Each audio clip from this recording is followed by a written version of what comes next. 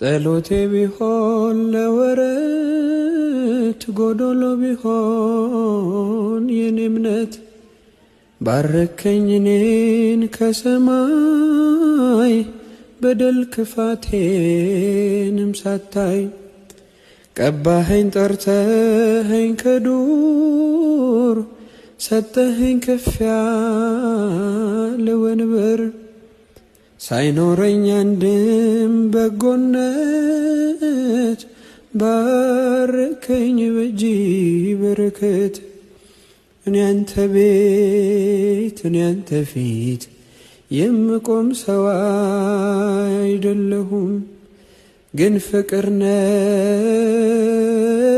ለዘላለም የሚመስል ማንም የለም። ግን ፍቅር ነህ ለዘላለም የሚመስል